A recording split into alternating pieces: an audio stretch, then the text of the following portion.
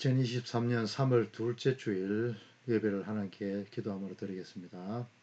사랑의 아버지 하나님, 하나님께서 사랑하시고 또 아끼시던 주님의 백성들을 이렇게 또 말씀 아래로 모이게 하시고 하나님을 즐거워하게 하신 것 감사합니다. 이 예배를 통해서 하나님을 알아가며 하나님께 정말 하나님께 사랑을 받는 그런 자들로 다 지어져 갈 수 있도록 축복해 주십시오. 모든 것을 주님께 의탁드리며 예수님 이름으로 기도 올립니다. 아멘.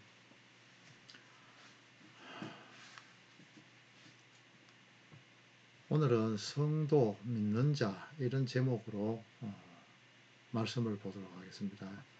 성경은 요한복음 6장 47절입니다.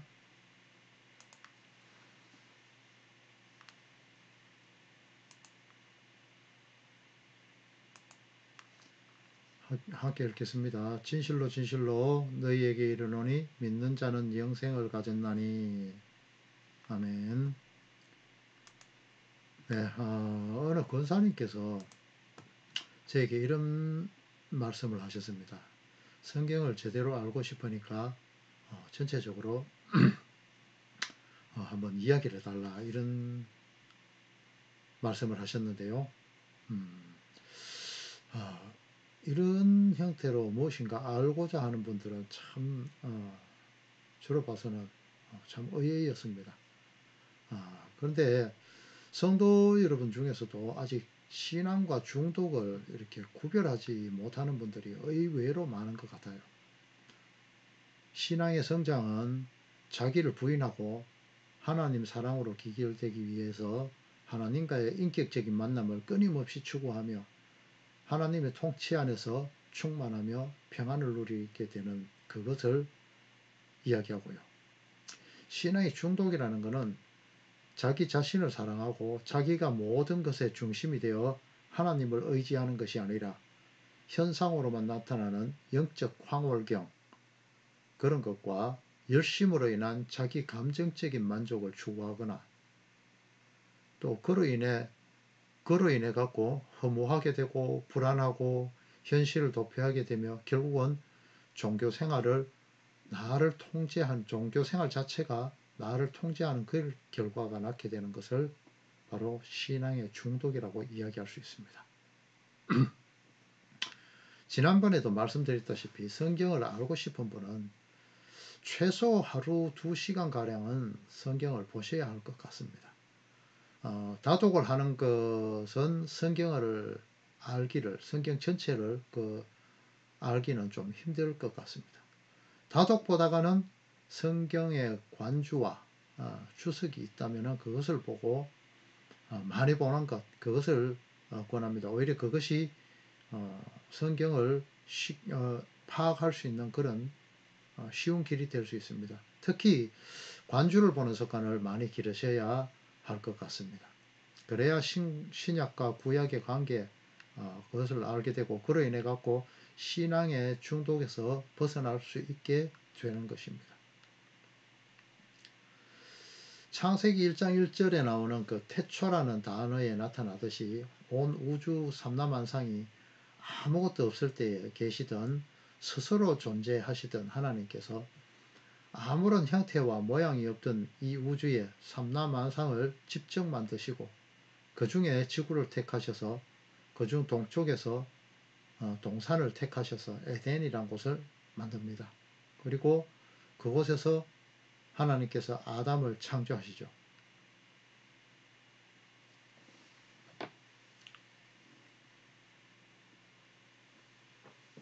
이 택하심, 구별됨이 성경에서는 참 중요합니다.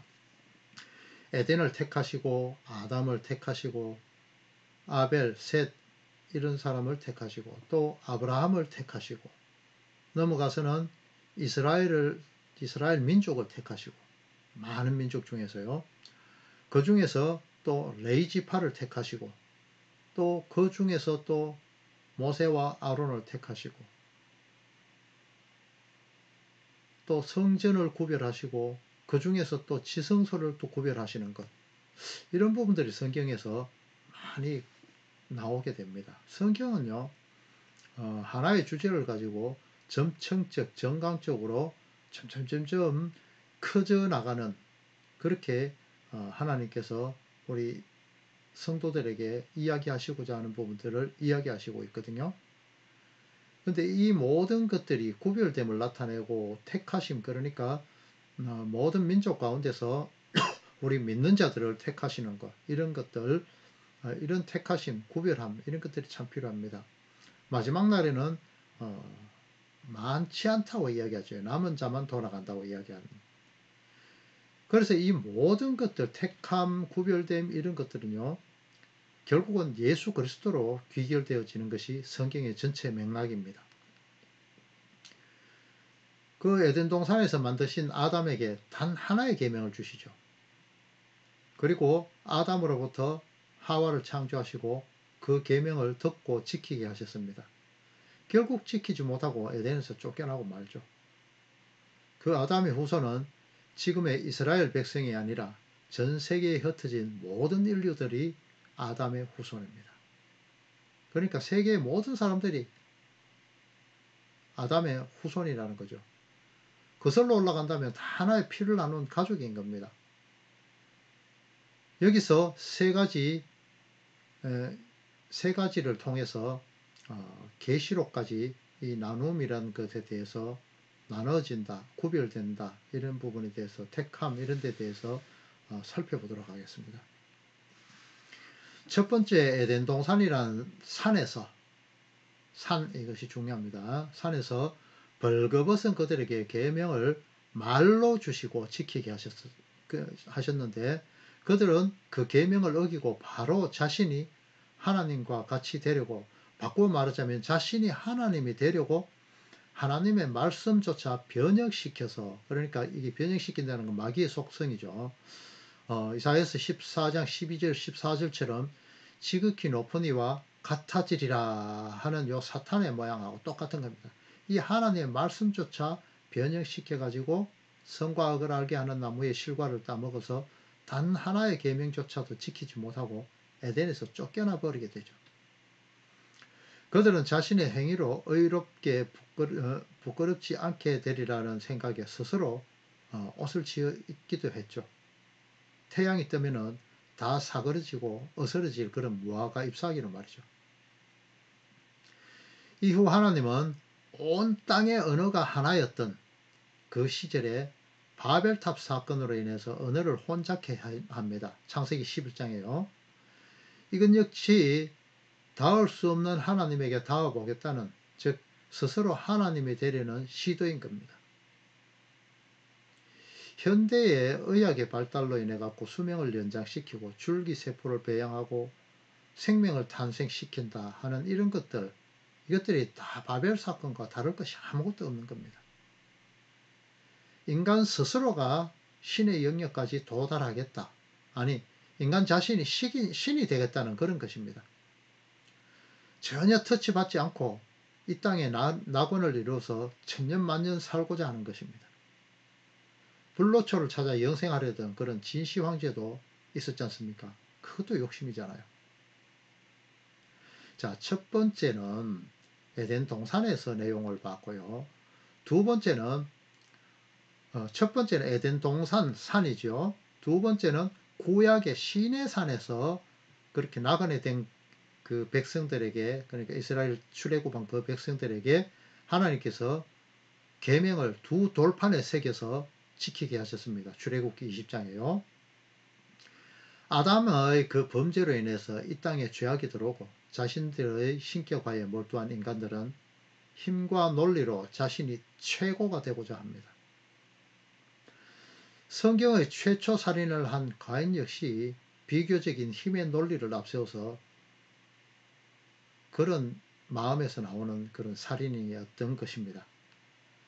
그 후에 아담의 육대손인 라멕이라는 사람이 있거든요.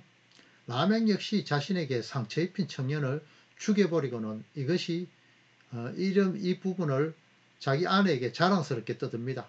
그러고는 그 행위가 정당하다, 이렇게 자기가 주장을 하면서 가인에게 주셨던 그런 하나님의 말씀을 또 변형시켜버리고 맙니다. 가인을 위해서 벌이 7배일진데 라멕을 위해서는 7배 70배다 뭐 이런 형태로 이야기를 해버리거든요.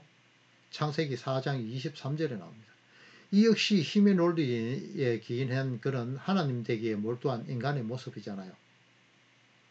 구약 내내 하나님은 선지자들을 통해서 그 율법 지킴은 너희들이 변형시킨 것이잖아. 거기에서 돌아서서 회개해라. 이렇게 계속 이야기하고 있거든요. 그 돌아서는 자는 출애굽기 6장 7절의 말씀처럼 너희를 내 백성으로 삼고 나는 너희 하나님이 되리라고 말씀하시거든요. 세 번째 신약의 신약에서는 예수님께서 산상수훈에서 말씀하시던 그 산상수훈에 나오는 그 산요. 그 산에서 구약의 그 율법의 계명들을 가르치시고 성령 하나님을 통하여서 그것을 마음속에 구약의 그 돌비가 아닌 신비에 새겨 주신다고 이야기하셨거든요. 이 시대 역시 율법 지키기 놀이의 그 대표로서 대제사장, 사두개인, 바리새인, 랍비 이런 것 같이 이런 그 신약 시대에 이런 사람들이 나타나지 않습니까? 이들이 예수님이 오셔서 회개하라고 외치니까 그들은 이미 모든 것을 쥐고 있잖아요. 율법을 자기들이 해석을 하는 권한까지 가지고 있고 다스리는 권한 이런 모든 것을 갖고 있었어요. 그러니까 예수님이 와서 회개하라 하니까 힘의 논리로 인해 갖고 예수님을 무차별로 죽여버리죠. 여러분 어떠신가요? 생활 속에서. 힘의 논리에 푹 젖어 들지는 않았습니까? 내가 세상의 중심이 되고 우주의 중심이 되는 천상천하 유아독존의 그 파렴치한 사상 말입니다. 내가 하나님이 되려는 그 마음 말입니다.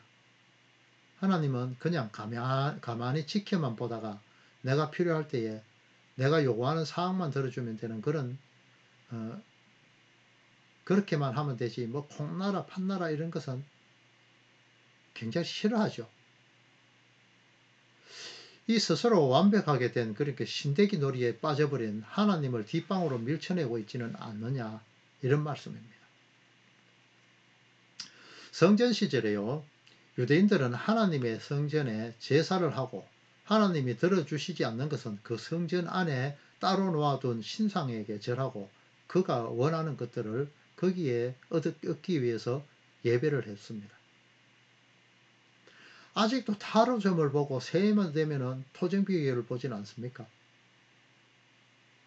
이것이 바로 하나님으로부터 얻을 수 있는 것을 얻기 위한 인간의 죄의 본성입니다. 아담의 그 무화과나무 잎 치마처럼 말이죠. 내가 요구하고 필요한 것은 다 그 치마처럼 없어져 버릴 겁니다.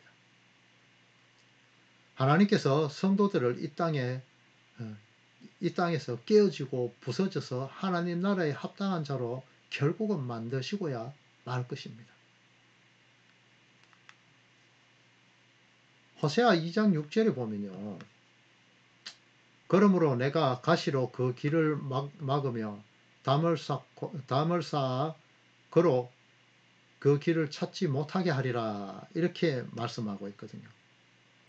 하나님은 이렇게 성도들에게 의지적으로 그러니까 강권적으로 이렇게 폭력적으로 그렇게 사랑을 전해줍니다. 우리가 원해서가 아니죠.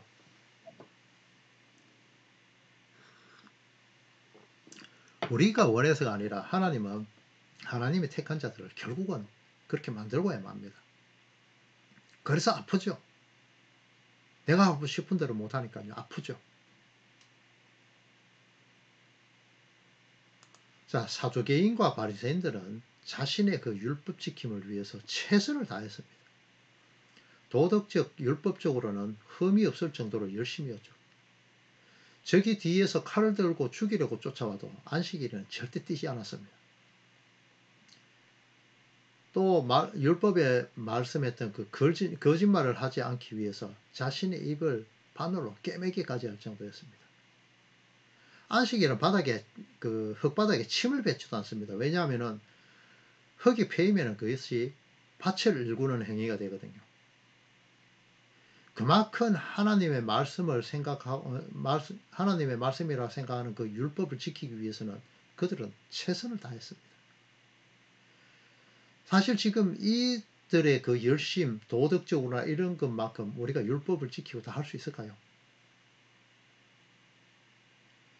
그들을 욕하면서도 현재 성도들은 그들과 마찬가지로 안식일을 지키듯이 주일 지키기에 빠지지는 않았습니까? 예수님조차도 없는 그런 교회에서 말입니다. 내가 천국 가고 싶어서 내 자식이 잘 되게 하기 위하여서 열심히 성경 보고 찬송하고 교회 봉사하고 11조하고 헌금하는 거 그런 거 아닌가요? 아직도 어떤 교회에는 묵시적으로 공개적으로 그렇게 이야기를 하지는 않는 것 같아요. 그런데 묵시적으로 강제상 위에는 거룩한 곳이니까 이런 생각 사상들이 은중에 나타나는 것들을 많이 봤습니다. 그곳에는 목사들과 장로들만 올라갈 수 있다. 이런 형태로 말이죠. 그것은 예수님이 십자가에 죽으시면서 성소와 지성소를 가리던 휘장을 위에서 아래로 찢어버리신 사건으로 인해서 성소와 지성소라는 구별이 없어져 버렸습니다. 나중에 이 성막에 대하여서도 자세히 살필 시간을 한번 갖겠습니다. 그 찢어진 휘장은 곧 예수님의 몸이라고 히브리서 10장 20절을 통해서 말씀하시거든요. 예수님의 핏값으로 없애버린 그 지성소의 개념을 또다시 현재에 와가지고 부활시키는 힘의 논리에 빠져서 에스겔서 43장의 말씀과 같이 구약의 여러 곳에 나타나는 그런 부패한 지도자들의 그런 모습을 이 현세에 또다시 답습하고 있는 그런 죄악에 빠져 있는 것입니다. 성소와 지성소를 하나로 만드신 것처럼 예수님은 모든 것을 하나로 만들어 가십니다. 막힌 담을 허시고 예수님과 성도를 하나 되게 하는 것입니다. 그 전조로 나타나는 현상이 신약에 나타나 있습니다. 사도행전에 보면요. 베드로가 성령을 받고 설교를 하자 여러 나라에서 온 외국인들이 각각 자기 언어인 것처럼 알아듣는 것을 나타내고 있습니다. 베드로가 설교하는데 히브리어로 했거나 헬라어로 했을 거 아닙니까? 그런데 많은 민족 중에 흩어져 있던 사람들이 왔는데 그 사람들의 방언들로 다 들리더라 이겁니다. 언어가 통일되는 거죠. 바벨탑 사건으로 인해서 흩어버린 그 언어들이 성령으로 인해서 하나 되는 모습인 겁니다. 구약의 그 시내산에서 하나님께서 모세를 통하여 말씀하시면서 계명을 주셨듯이 신약의 그 산에서 예수님은 장로들의 유전으로 만들어진 일그러진 율법들을 다시 세우면서 호세아 6장 6절의 말씀처럼 인애를 원하고 제사를 원하지 않는다고 말씀했듯이 인애 즉 사랑을 빼버리면은 자신들의 랍비 제사장 지도자들의 자리를 지키기 힘드는 그러니까 즉 힘의 논리의 그런 세상을 지키기에 빠져버린 그런 그들의 제사 행위 그러니까 종교 놀이를 더 이상 받아주지 않겠다는 그런 예수님의 말씀인 겁니다. 자, 네 번째로서는 이제 마지막 계시록에 나오는 가장 큰 산으로 나오지요. 큰 산으로선 하나님, 예수 그리스도 그것에 대해서 나타납니다. 계시록을 통해서 그 법을 지키는 자와 지키지 않는 자를 심판을 하게 되지요. 심판을 합니다. 그런데 출애굽기 6장 7절을 보면은 하나님은 늘상 외치고 있는 그 말씀이 있어요. 그 말씀이 뭔가 하면 너희는 내 백성이 되고 나는 너희 하나님이 될 거야. 이러면서 레위기 26장 보면 나오고 25장도 나오고요. 에스겔서에도 나오고 예레미야서에도 줄줄이 계속 구약에서는 이 말씀이 나오거든요. 그러면서 에스겔서 또 보면요. 요한 1서에 보면은 그의 계명을 지키는 자는 주 안에 거하고 주는 그 안에 거하시나니 우리에게 주신 성령으로 말미암아 그가 우리 안에 계시는 줄을 우리가 아느니라 라고 이렇게 강권적으로 밀고 들어오셔가지고 그 계명을 지키게 만들고 맙니다. 하나 되게 하신다는 거죠. 에스겔서에 보면 이런 말씀이 있습니다. 내가 그들에게 한 마음을 주고 그 속에 새 영을 주며 그 몸에서 돌 같은 마음을 제거하고 살처럼 부드러운 마음을 주며 이렇게 나오거든요. 그렇게 하나님은 그냥 성도들을 나누지 않습니다. 계속해서 막고 두드리고 그렇게 하거든요. 그렇게 해서 이 성도들을 내 백성으로 만들겠다는 그 하나님의 방법은 무엇인가 하면은 우리가 그와 하나 되는 방법은 뭔가 하면은 예수 그리스도에게 속해서 그러니까 예수께서 완성하신 그 율법 지킴을 우리에게 거저 주시는 그 은혜를 깨닫고 예수님께서 주시는 예수님의 그 피에 빨아 깨끗하게 되는 의의 흰 옷을 입게 해주시는 겁니다. 그를 통해서 우리는 하나님과 하나 되게 되는 것이죠.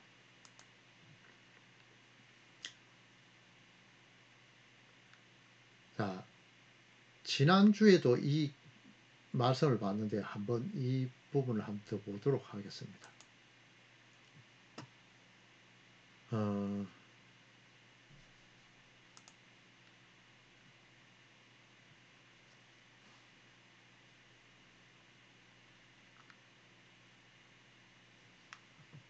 죄송합니다. 지금 PPT로는 준비를 안 됐는데요. 이사야서 63장에 보면요. 예수님께서 보스라에서 나오시면서 흰 옷을 입고 나오는데 그것을 보고 경비를 서고 있던 경비가 묻습니다. 왜 옷에 그렇게 일꾼처럼 포도즙이 튀었느냐? 그러니까 예수님이 이야기를 합니다. 홀로 포도즙틀을 밟듯이 불순종하는 자들을 밟아 그 순혈이 예수님 옷에 튀어 붉게 물든 옷을 입었다고 합니다. 예수님께서 계시록을 통하여 나타난 그 병마 타고 싸우는 모습이 나오지요. 근데 그 누구와 싸울까요? 싸운다 하는데 뭐 마귀하고 싸운다고요? 마귀는 하나님 예수님의 그 상대가 안 됩니다. 말씀 하나로 무적인 속으로 들어갈 수밖에 없는 그런 존재밖에 안 돼. 피조물이죠. 그러면 누구와 싸우느냐? 바로 택한 백성인 성도들의 불순종과 싸우는 겁니다. 요한복음 14장 2절에 보면요. 나타나는 너희를 위해서 예비할 거처를 마련한다 하지요.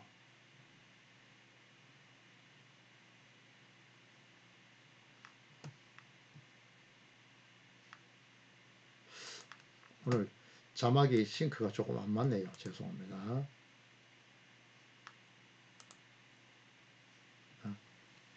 내가 내 아버지 집에 거할 것이 많도다. 그렇지 않으면 너희에게 일렀으리라.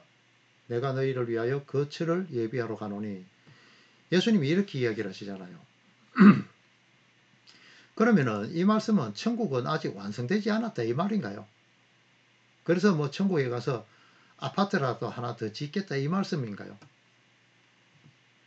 그런 것은 아니겠죠. 한번 보겠습니다. 무엇을 이야기하시는가? 이 부분이 거처를 예비하러.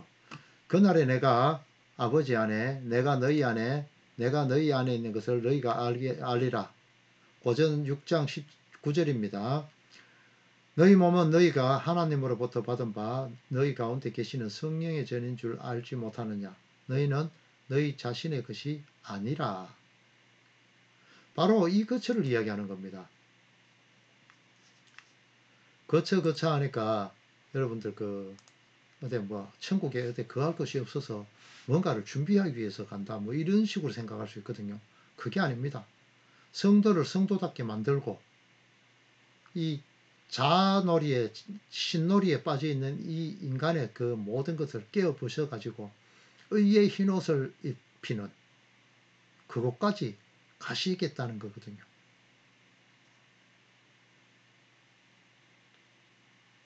하나님이 우리가 하나님 안에 거하게 되는 그 하나의 거처를 이야기하는 겁니다. 하나 되는 거처.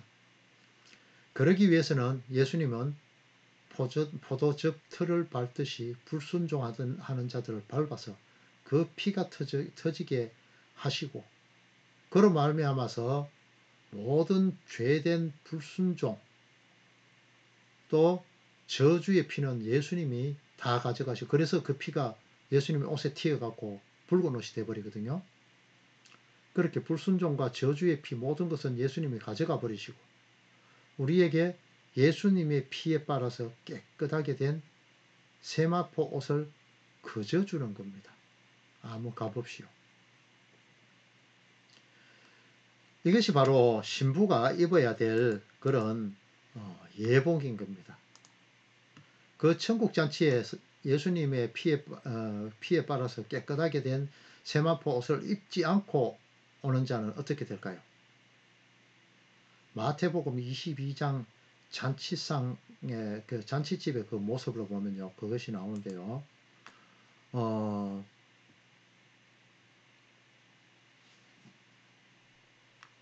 그 잔치집에 나타나는 그 세마포 흰옷이 흰옷을 입고 오지 않은 그 한 사람에게 뭐라고 이야기하는가 하면은 친구여 어찌해서 너는 예복을 안 입었냐. 거기에서 예복을 입고 오는 것이 아니라 그 잔치집에 들어가면요. 주인이 그 잔치집에서 하나하나 이렇게 옷을 내어줘서 입도록 해줍니다. 말하면은 가운 비슷한 형태가 되죠. 그런 것을 하도록 했는데 그 예복을 안 입고 들어가니까 이 사람의 손발을 묶어서 바깥 어두운 데 내던지라 이렇게 이야기하거든요. 거기서 슬퍼하며 이를 갈미 있으리라. 그러니까 지옥의 불길로 떨어진다는 결과가 되겠죠. 예복이라는 것은 뭔가 하면요. 잠전에 잘못 띄었는 그 성구인데요. 말씀인데 성도들의 옳은 행실이라고 나옵니다. 19장 8절에 나오지요. 계시록 19장 8절에요. 이렇게 성도들의 옳은 행실로 기결되어지는 이 세마포 흰옷 이거는 자 이것은 바로 하나님께서 예수님께서 입혀주시는 거거든요. 우리가 입을 수 있는 것이 스스로 입을 수 있는 내용이 전혀 아닙니다. 고전 6장 19절 보면은 우리는 우리 자신의 것이 아니라 하나님의 것이라 했습니다. 마태복음 15장 11절 보면 입으로 들어가는 것이 사람을 더럽게 하는 것이 아니고 입에서 나오는 것이 사람을 더럽게 하는 것이라고 했습니다. 우리의 행실이 어떻게 하든지 옳을 수는 없다는 겁니다. 선할 수 없다는 겁니다. 그래서 예수님은 예수님 스스로 우리한테 의의 흰옷, 세마포 흰옷을 입게 해주시는 겁니다. 우리가 빨 수가 없으니까요. 예수 그리스도께서 십자가에서 붉은 피로 예수 그리스도의 피로 그 세마포 옷을 깨끗게 해주고 우리 행실을 깨끗게 해준다는 말이 되죠. 우리는요. 정말 먼지와 같은 존재잖아요. 그렇기 때문에 에스겔스의 마른 뼈들처럼 하나님 앞에 납작 엎드려 가지고 하나님의 그 입김이 우리 코에 전달되어서 살아나서 하나님의 군대가 되는 우리 의지로는 아무것도 할 수 없었던 우리들이 하나님의 의지로 인해서 산자로 여김을 받아 천국 백성이 됨을 감사하는 그런 성도들이 다 되시기를 예수 그리스도의 이름으로 축원합니다. 기도하고 예배 마치도록 하겠습니다. 사랑의 아버지 하나님, 하나님께서